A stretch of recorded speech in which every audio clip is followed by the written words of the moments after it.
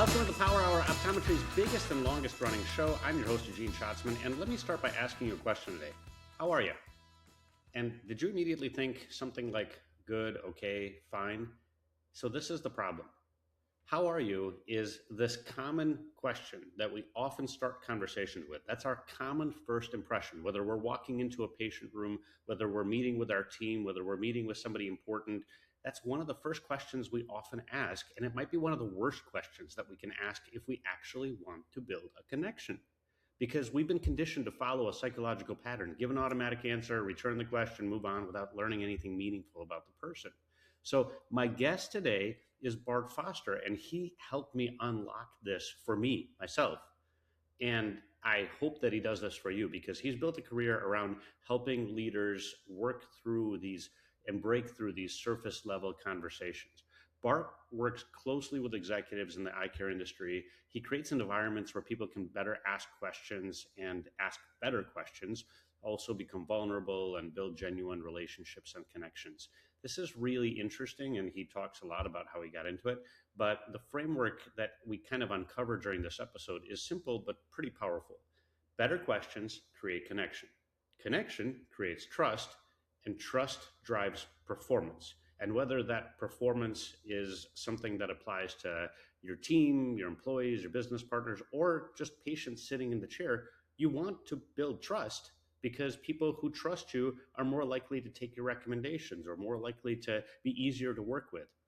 So we talk about how to break through the conversational patterns, ask questions that people actually want to answer, and create the kind of trust that changes how your teams and your patient relationships respond to your daily conversations. So before we jump in, make sure that you're subscribed on YouTube, Spotify, Apple Podcasts, or wherever you listen. And if you have questions, ideas, feedback, please reach out to me directly at eugeneshatsman.com.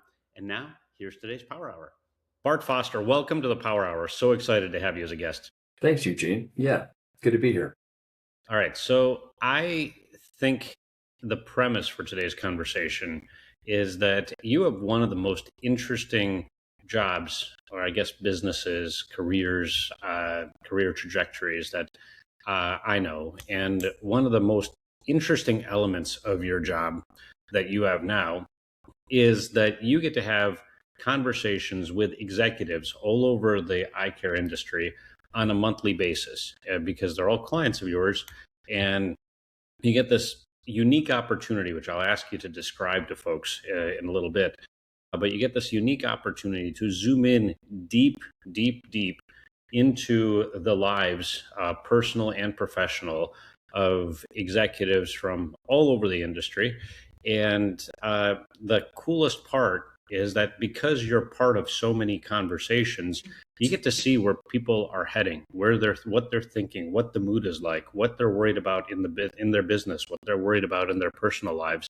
And to me, that's such an interesting perspective to kind of wake up and go to work with every single day.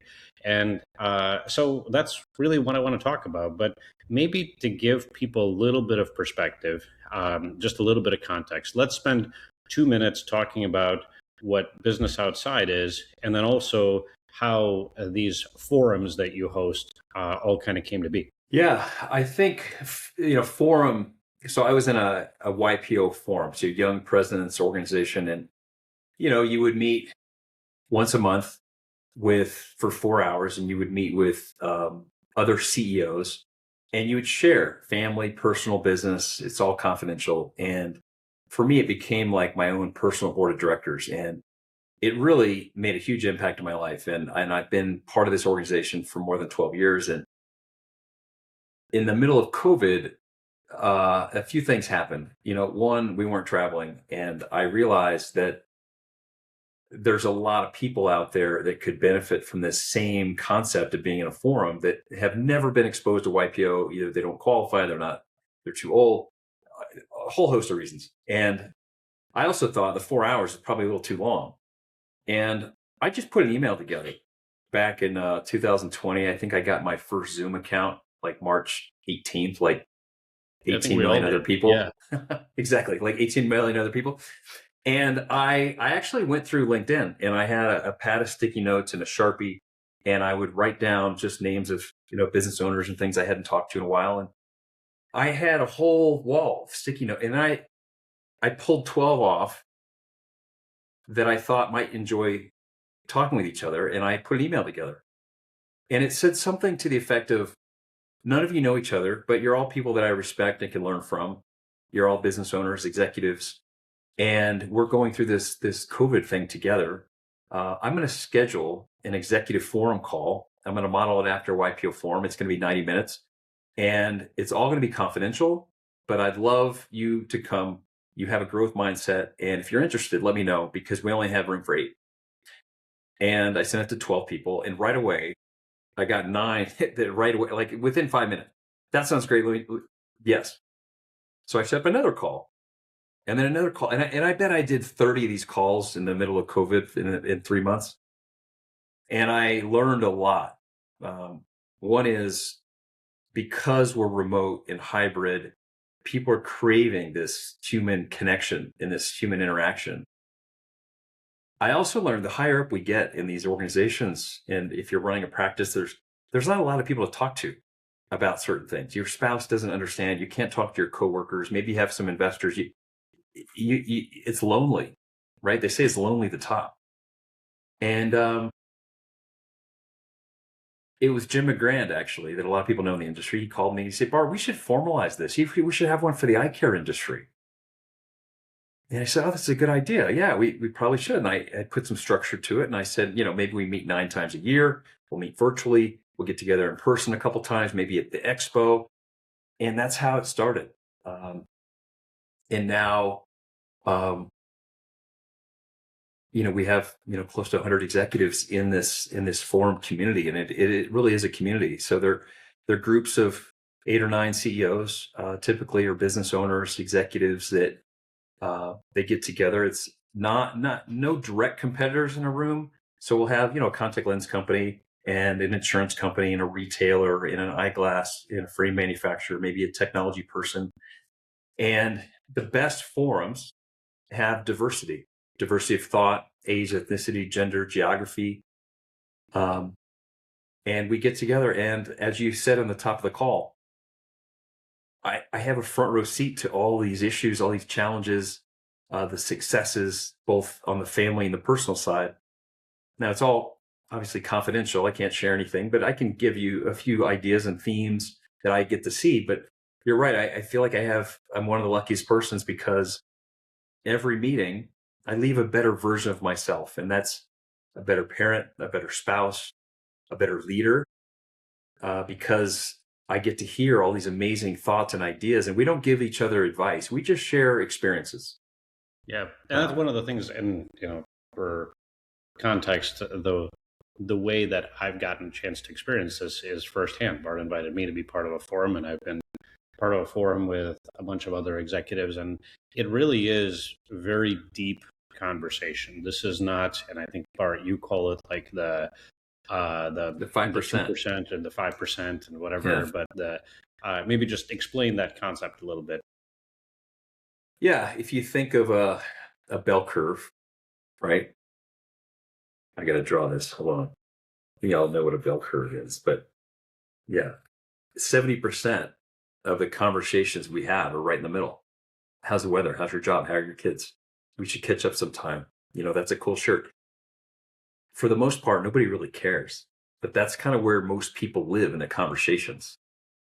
When you get outside of that 70%, 10% on each side, positive and negative, or just challenge or success, you get to a feeling and an emotion. I'm excited. I'm scared. I'm nervous. I'm anxious. I'm upset. And then the tail, that end of the bell curve at the very end, right? We rarely go to, and that's the 5%. And it could be trauma. It could be something we're really scared about. It could be imposter syndrome. It's things that we rarely tell unless it's a really, really close friend, or maybe it's a family member. And in forum, we try to get to these 5% updates. And we can only do it if we have this level of trust and confidentiality and things. But that's where the magic is, because we're all going through stuff. Yet we put up these facades like everything's great. How are you doing? I'm good. I'm okay. I'm fine. I'm good. Those aren't emotions. Well, and as a person who spends a lot of my day talking to people either on the phone or on the screen, hey, you're absolutely right. Like there is almost every meeting starts with, "Oh, so how's everything going? How's your vacation? How's this?" Hey, and you get into nothing that's truly like fosters meaningful human connection. And that is really some of the things that happen in forum. But that's also, that is where I want to go next, is that also allows you to ask questions. And that is what I love about what you do, is you ask kind of thought provoking questions Mm. that ultimately lead people to very different places, right? Like I think you asked the last question that you had asked was something around what is a conversation that you've been putting off, and some people What's a respond, conversation you have been putting off that you know you need to have? "Yeah, there you go." Yeah. And the and I realized as I was listening to some of the responses, some of the conversations people were talking about were business.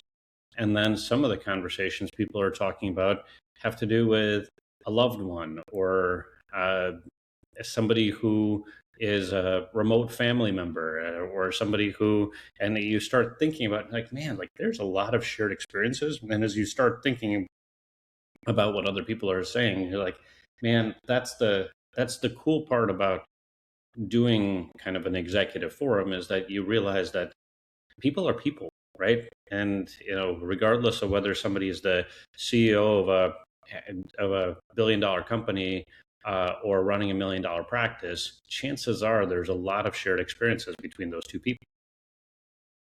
100%. Yeah. So, And what that's are some that's where of the we can. questions that you have asked, Bart, Mm. that you think would be useful to discuss on this show, and what are also some of the trends? So questions that I like to ask actually are things that I care about personally because it helps me become more engaged and then it helps me kind of reflect and think. Um, it's also things that elicit an emotion or feeling because I think that's where we get closer and connection. So I almost think about it like levels 1, 2, and 3 as level of depth. And I'll give you a couple examples. So, a question that I asked a few months ago was how do we raise kids so they don't feel entitled? Right. And all of a sudden in a month, I'll have 80 great answers and different ideas and different thoughts. Um, what's a peak moment of your life? Um, and why was it, that peak moment? Who was a person who made a big impact on you at a fork in the road? And, what did they say? How they make you feel? How they change your life? And that gets to gratitude. It gets to, we realize that none of us got to where we are alone. And it's things that will stimulate additional discussion. And they don't always need to be deep, right? One could be what's a recent AI discovery, right? AI is moving so fast. I asked this 5, 6 months ago, and you introduced the CRIT framework, which has been out there a while. And I think everybody took something away from that. But when we stay in the idle chit chat, how are you? I'm good. We should catch up sometime. How was the lake? Like, it's fine. But I think to grow, we need to get a little uncomfortable. And sometimes the questions dig a little bit deeper. And if you get beyond the superficial conversations, that's where the magic really happens. But So, Bart, do you not like if you see a friend on the street, and I'm just making this up, but like you're walking down the street and your neighbor comes across the street and says, "Hey, Bart," like, are you trying to go to the 10 and 5 like real quick? Like, are you the no, master of this at this point, or are you still like in the 70% with most people in your life? it's funny. People that know me, I think sometimes when they just want to go have a beer, they might not invite me. I don't know. Because I'm not that guy a lot of times. I think I actually could use a little bit more of that sometimes in my life. But look, you have to judge the situation But I'll give you an example. At a trade show or a networking event, which networking I think is a dirty word because most people don't do it right. Like no one wants to network. They want to develop a relationship. They want a Hmm. connection with someone else. They don't want to network. It's too transactional. But it is what it is. And it's, people know what I'm talking about if they say you go to a networking event. When somebody says, "How are you?" Instead of just immediately saying, "I'm good, how are you?" Because that's the just pause for even a second, even a second and a half, and it'll catch them off guard because they're used to just, "I'm good, how are you?" And just pause for a second and just say, "Actually, I'm feeling really reflective right now," or "I'm really energized, and let me tell you why," or "I'm actually I'm exhausted and I'm a little frustrated. And here's why." And you have to tailor, who it is you're talking to, right? You don't want to just floodlight somebody. But you're breaking a pattern, and anytime you break a pattern, you get more attention. Break a pattern. Yeah, That's right. yeah, Break that's the really pattern. interesting. And what kind of I imagine you're right. So much of the world revolves around meaningful relationships, right? And I even think about like, okay, for the doctors listening to this, and I say, okay, a patient walks into a room and you ask them, "How are you?" Or usually it's not a patient walks into a room or the patient sitting in the room. You walk into a room, and the first thing that most people do is, "Oh, Mrs. Jones, nice to see you. How are you doing?" And the patient's like, "Pretty good." Right? What if we just asked a better question? Mhm. Instead of "How are you?" Because that's such a that's the pattern, right? Even if it's a good question, it's a pattern. We all expect to answer good, or fine, or okay, I'll or give you whatever. one to ask.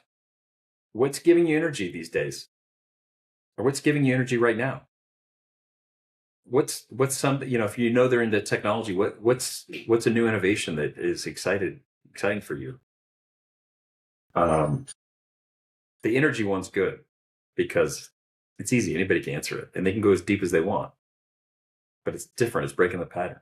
But Ask a better it question. does because it actually gets the person talking about what matters to them much faster, right? So if Mrs. Jones has a grandchild that recently graduated high school, she might talk about the graduation party, and then you might build a deeper relationship.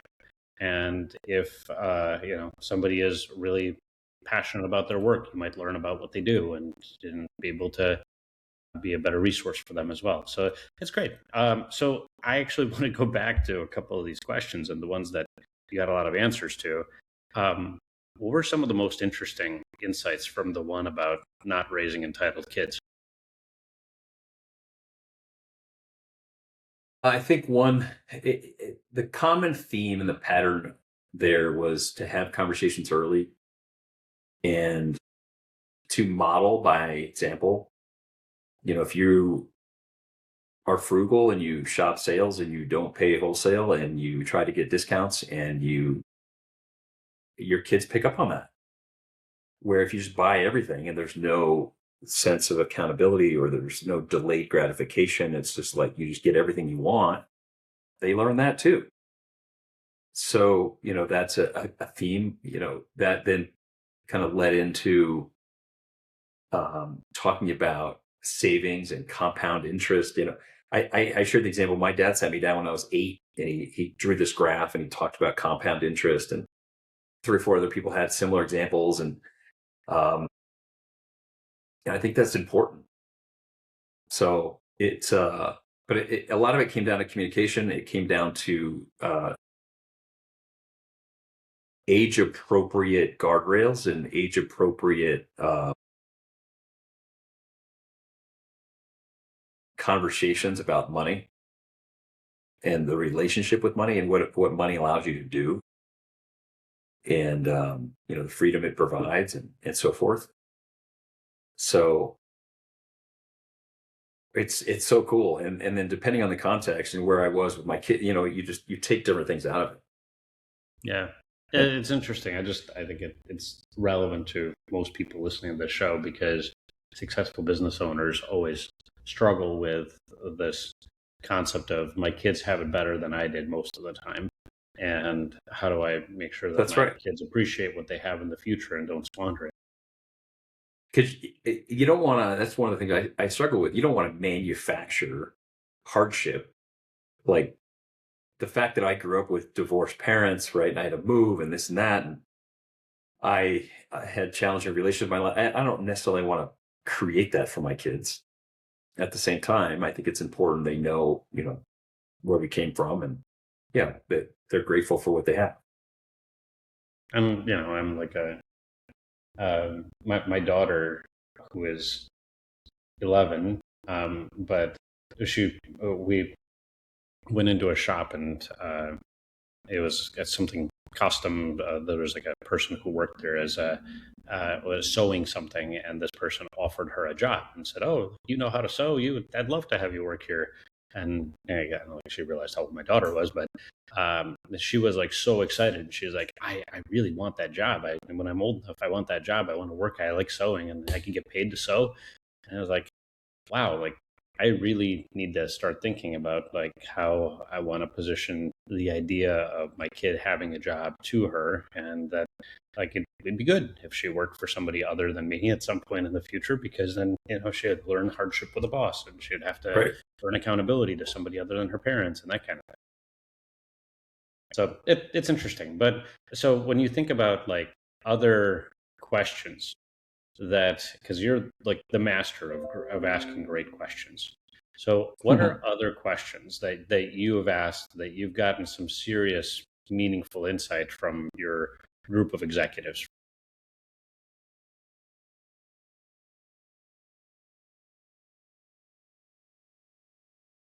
Think what the challenge you're trying to overcome right now. It could be family, personal, business. What's a challenge you're trying to overcome? Um, and if you can get one person to be vulnerable and go first, and then it opens the door, and it's like, oh shoot, if she shared that, then I can share this, and all of a sudden you realize like we're all going through this stuff together. Like no one's got it figured out. We're all just you know um,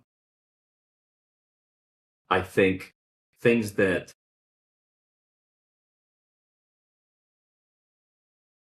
some can be really basic, like when's the last time you experienced pure joy? And people can take that however they want, but for some people, they haven't experienced pure joy in a long time, and that in and of itself is telling. Um, So but what depending on what was yeah, that like, hearing those 100 answers to that question? the pure Because joy, yeah, it's fascinating. Some people are like, it was last week, and let me tell you, I saw the sunrise, and my daughter was there, and I grabbed her hand, and we talked about how we used to do this, and then other people would say, I don't remember the last time,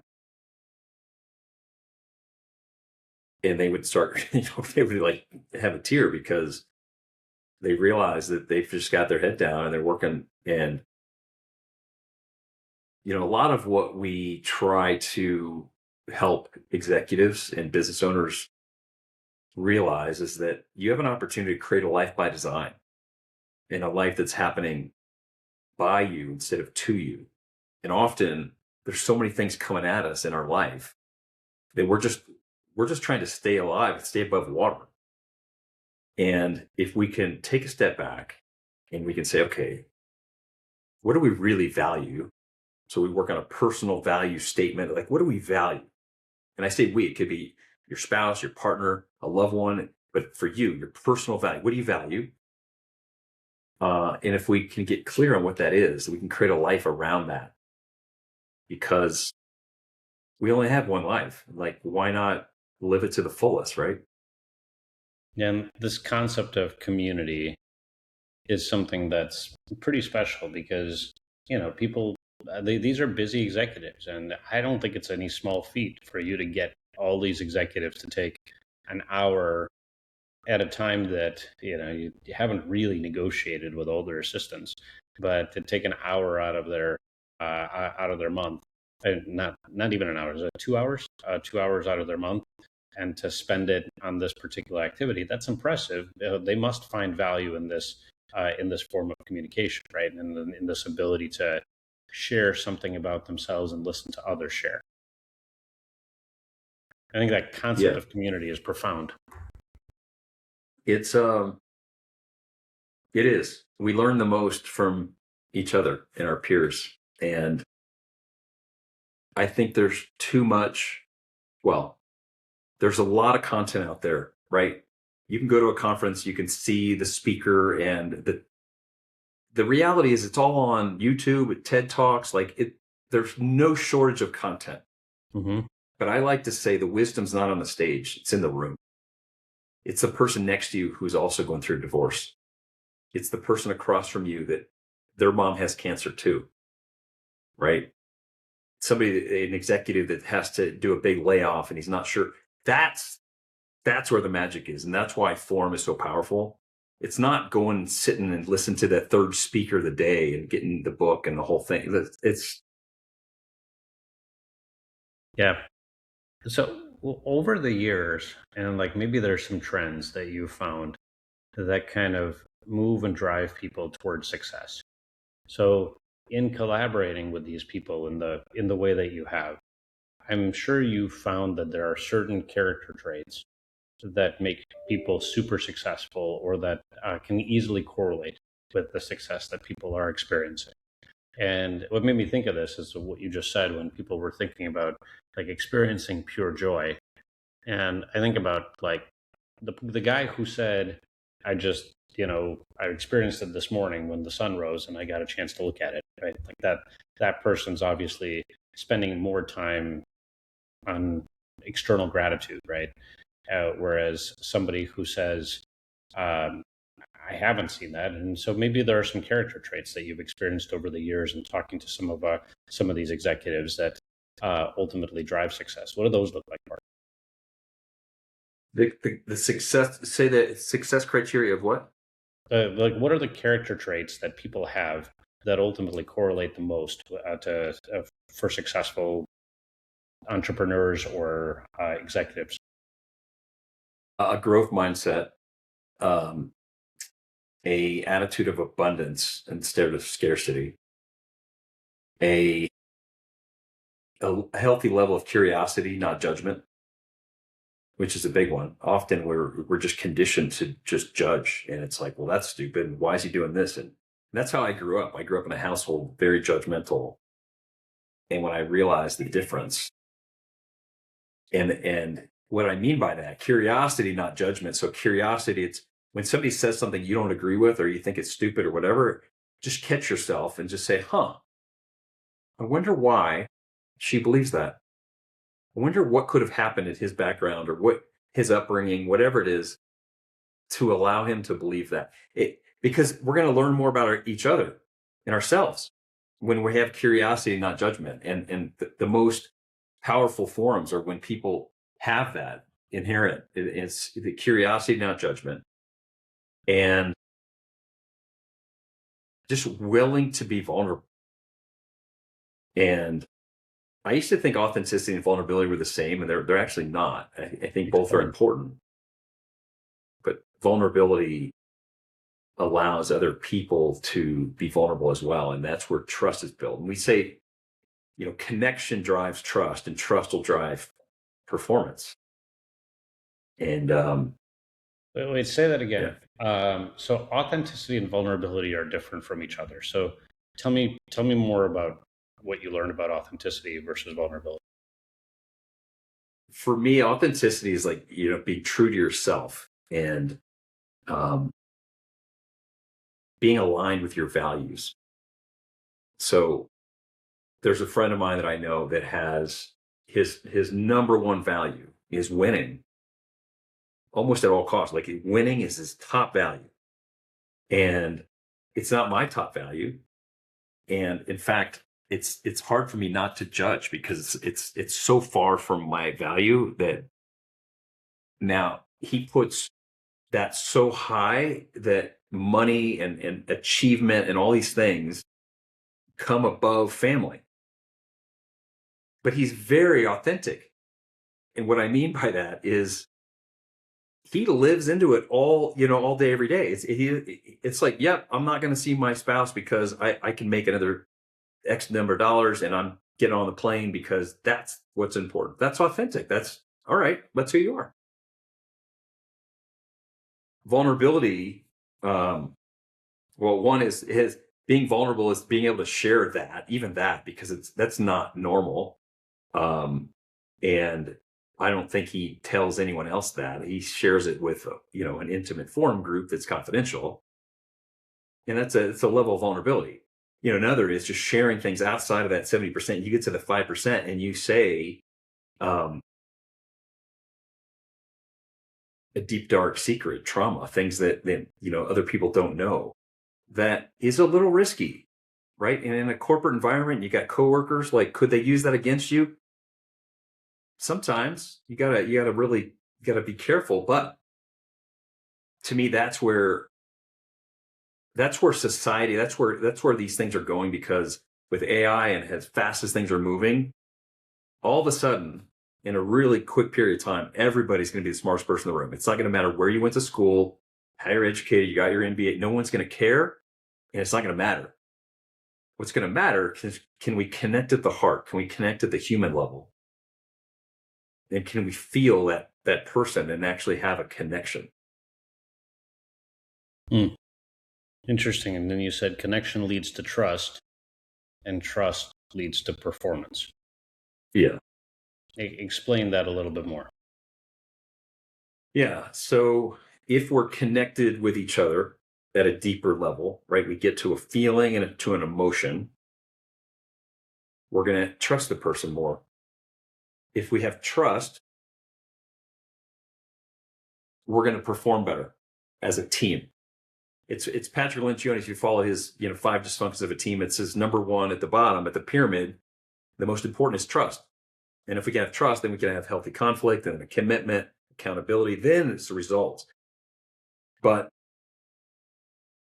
often in a company, a corporation, even a small practice, right? We get behind on sales. We pound on the desk. We go to the marketing person. Hey, get us more sales.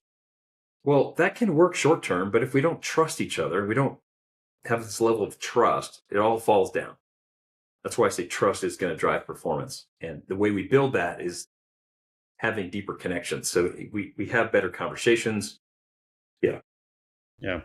So we're going to come back after break. I want to try to get at the essence of how we can have better conversations, even if we're not in forum on a day-to-day basis. Be right back on the Power Hour.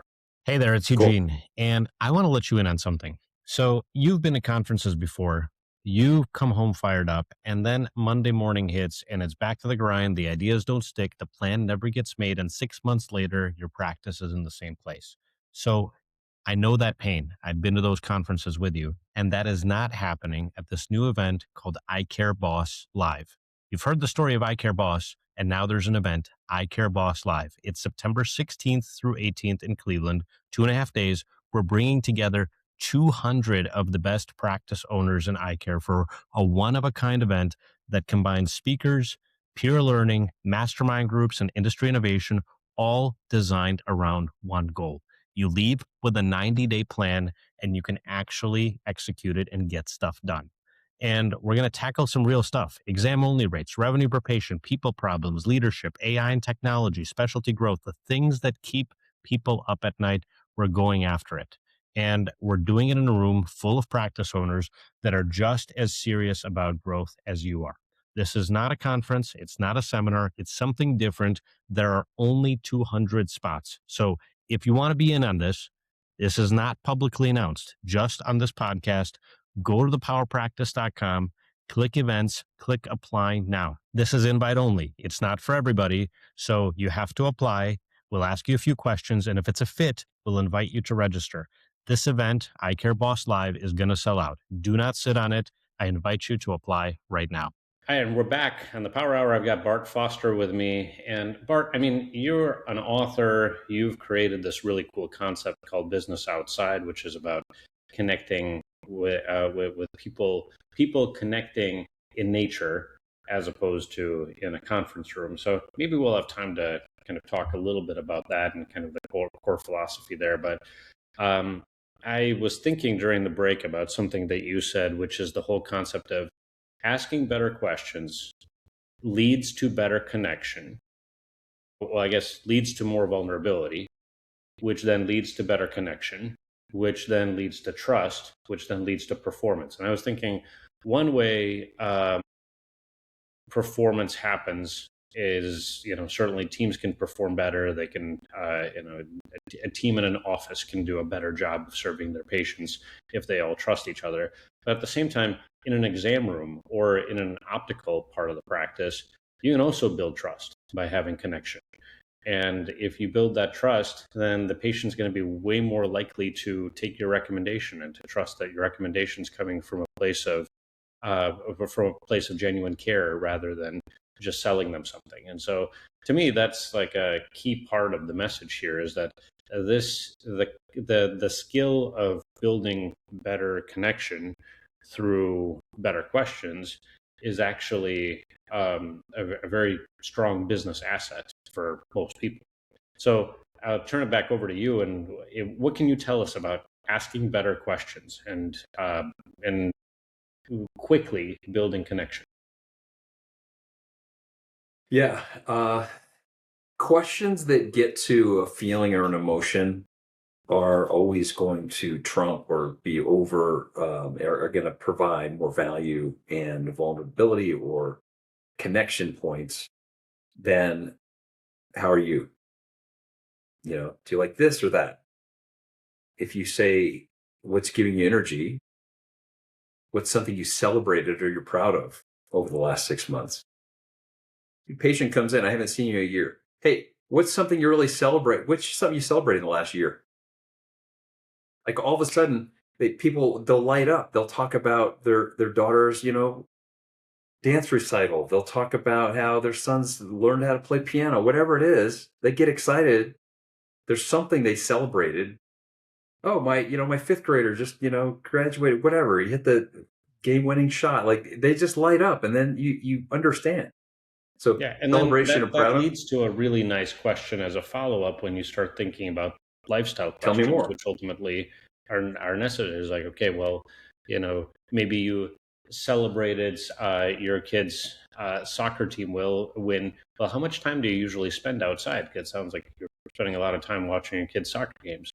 And so you spend a lot of time outside. Tell me about that. And all of a sudden you get to capitalize on that positive emotion. I noticed that you focused on a positive emotion question. It elicits a positive emotion. Any question that elicits positive emotion is fair game, because then automatically people will not remember what you said as a doctor, but they will remember how you made them feel. And this is one of those things that you make them feel good by simply talking to you, and that's the first thing that comes out of your mouth. Show that's really, really good. Show interest. Like when you say, how are you? You don't learn anything because they're going to say the default. I'm good. How you doing? Yeah. Right. What's something you celebrated? What's an experience you had this summer you think you'll remember 10 years from now? What? Yeah, I love that. Instead of what'd you do last weekend? Like, no. That's so good, because I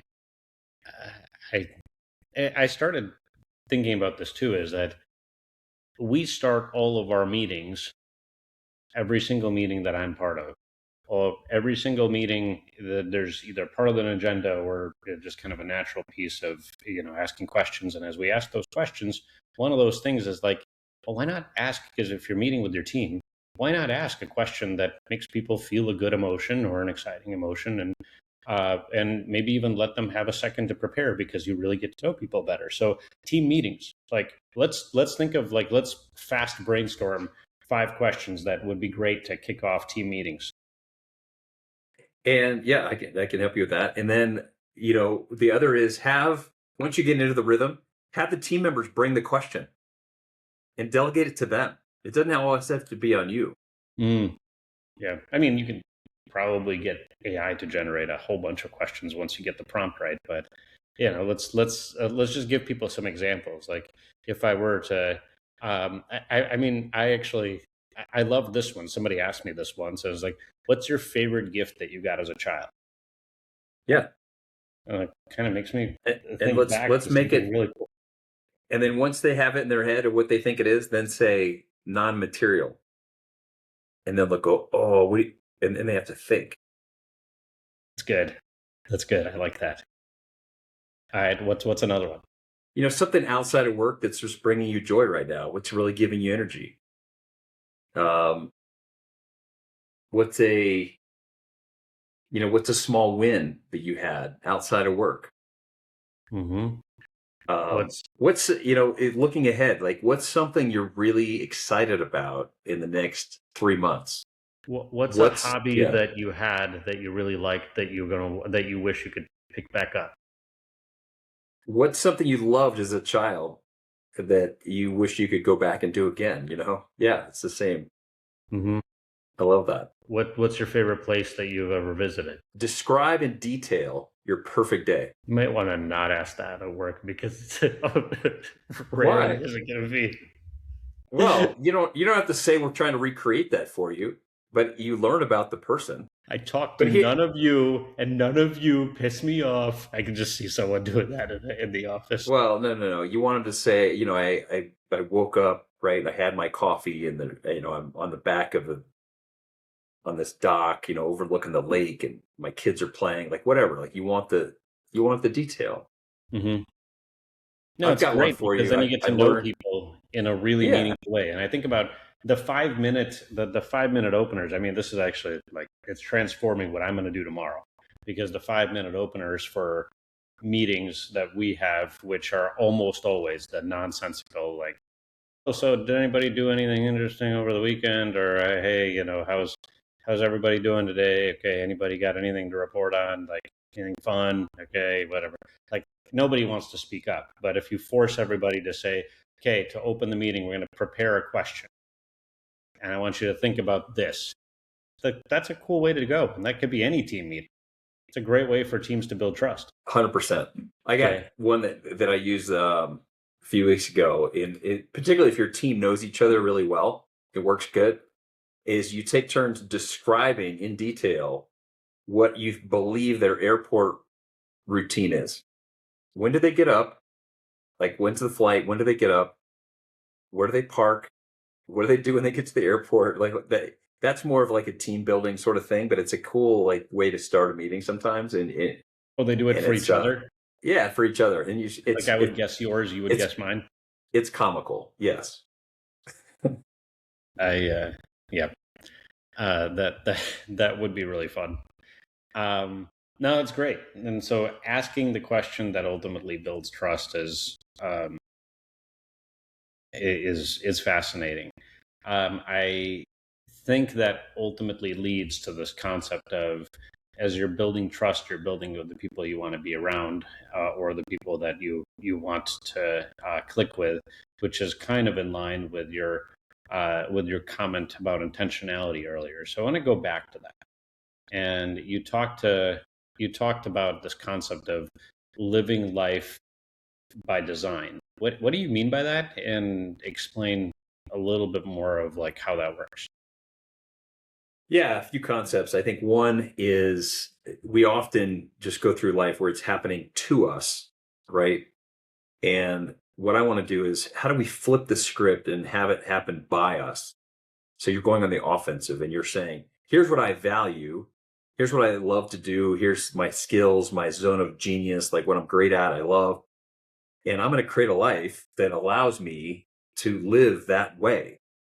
What are the things that are important? If it's family, relationships, health, like whatever is what you value. In fact, my personal value statement, I actually have it on my wall so I can see it.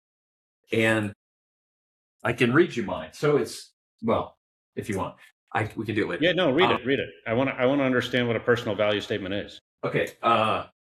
I value personal freedom, which allows me to live an active and healthy life full of adventure. I will build authentic and loving relationships with friends and family. I will fulfill myself through curiosity, personal growth, and lifelong learning. And every few months, I can kind of calibrate and see, am I living into my values? they're not your values, they're my values. And this is what I've, so it's also if I'm faced with a tough decision, should I do this or that? Should I fly to that? Is it aligned with my values? Otherwise, things just keep coming. So that's one concept. The second one is about scheduling your life first, right? If we don't schedule the things that are important to us, the events, the celebrations, the family get-togethers, the bar mitzvah, whatever it is, schedule that stuff first. Get it on the calendar. Otherwise, life just happens, and all of a sudden, 3 years go by, and you're like, "Oh, my kids just graduated. I wish I would have done." No, create a life by design. Figure out what you really value, and then build a life and schedule your life first. So meaning, if I value, and I'm just going to say personal fitness or something like that, then I would schedule, I'm just using a simple example, I would make sure that that the first thing on my schedule every single week is a personal fitness goal. Or time for personal fitness, right? And just, that's super simple. But if I say, like, I value my relationship with my daughter, then the first thing I'm going to do before I book any conferences is I'm going to go look at her school schedule and figure out where this and that's happening and when this performance is happening and that kind of. You got it. Yeah. Anniversaries, birthdays, the things that you don't want to miss. Like it's easy. Write them down, put them all on a list, and then go to the calendar and block them all out and have the discipline to protect that, just like you would a board meeting or something else. Mm-hmm. Yeah, that makes sense. The personal value statement thing, can you tell me the components of that? Because when you read yours, I kind of got a sense that there are multiple things that you kind of build into your personal value statement. Yeah. In fact, I could probably give you a link and you could put in the show notes or something where people could do the exercise. But essentially, it's a list of values that you get clear of, like what's most important, what's slightly important, what's really not important, and you narrow them down. And you end up putting into a pyramid, you prioritize them, and then all of a sudden you've got your top 6. And it's kind of an elegant way to get down to what really, really matters to you. Are you going from like a checklist of something? Yeah. Right, just read me a few that are on that checklist. As an example, I'll read it out.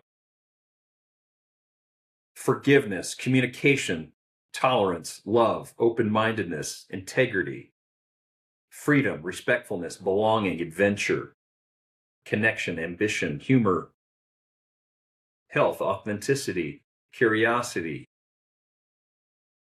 learning, teamwork, personal growth, happiness, faith,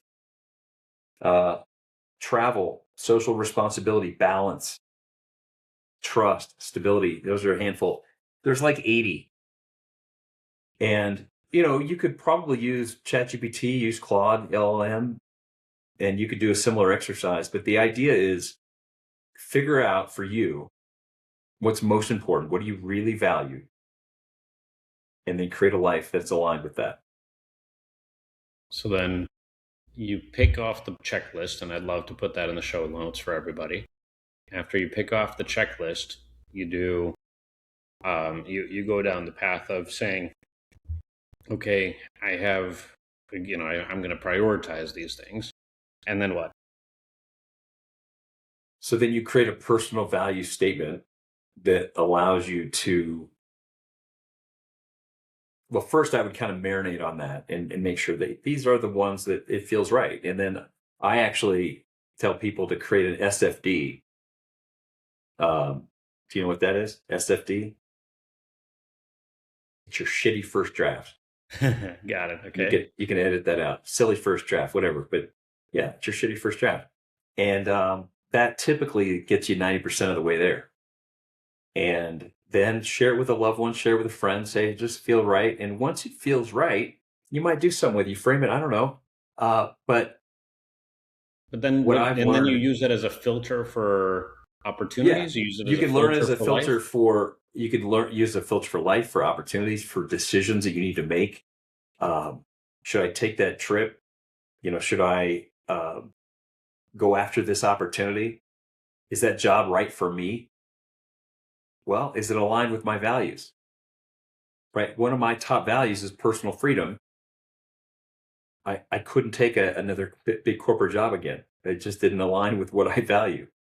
Now, our values change over time also, right? Influences, life experiences, age, and that's okay. So, once a year, I'll kind of recalibrate. I actually added one that's not on my poster. That's one of my top values. And it was a coach that I had that helped me realize actually aliveness, which I didn't even know was a word, but aliveness is one of my top values. And for me, that's seeing the sunrise and these amazing destinations, whatever it is, it's that aliveness that just makes me like, I love doing a cold plunge or getting in a sauna, like really just getting out of my comfort zone. It just makes me feel alive. That's interesting. Yeah. And I think you're right.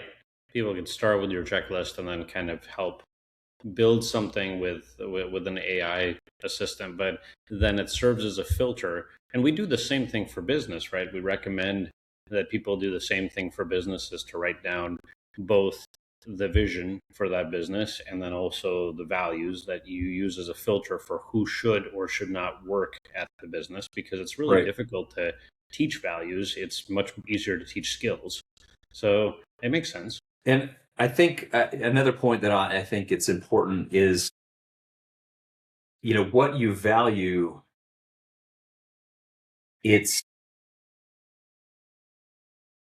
there. What you said is there's a personal you and a business you sort of thing, and there's the business values. These are personal values. This is what you.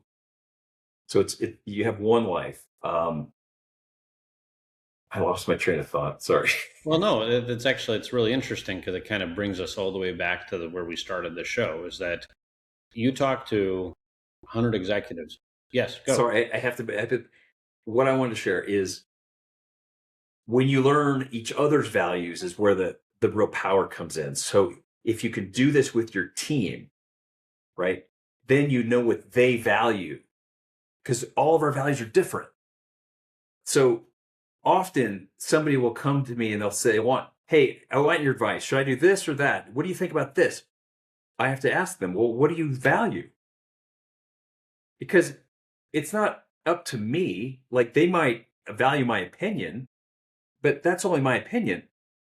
They know the answer. It's if it's aligned with your values. So I would encourage, practice owners, if you can learn your teammates' values, it's going to help you build better connection, trust, the whole thing. Yeah, and that's actually that's a huge idea in itself. Is that if you do a little retreat, I'm imagining you could probably do this in a matter of a few hours, right, Bart? Where everybody goes through an exercise, writes down their values, and is comfortable then sharing their values with everybody else. And then all of a sudden, you kind of realize that for this person, it's super important to be there for every kid's soccer game. And for this person, it's super important to feel like they're constantly advancing. And you're like, well, that one person is probably going to be interested in working a couple extra hours for with some additional responsibility, and that person might do it begrudgingly if you ask them, but is gonna be probably looking for another job. So, like, when the opportunity comes along for a little extra responsibility and a few extra hours, probably ask the person where you understand that their personal values align with that extra responsibility. Yes. Yeah, that's great. That's a very good insight. And I think where we started this conversation with this whole concept of you talk to a lot of business executives and you help them get vulnerable in these forum settings, and you get to see the trends and see the things that they talk about. And I think that, at least in my experience, in my forum, it's like 20% business and 80% Right. personal. And what we see, I think, Art, and you tell me if I'm wrong, is that people are people first. And this conversation reminds us that in order to succeed at business, what we have to do is succeed at the human connection first. Because once we succeed at the human connection, we can then actually apply the benefits of. Nailed it, man. Yes. All right, Bart, it is such an honor to have you on the show. Super excited to I've had the opportunity to chat with you. Thanks so much for being on the Power Hour, and look forward to our next conversation. Nice job. Thanks, man. Appreciate being here.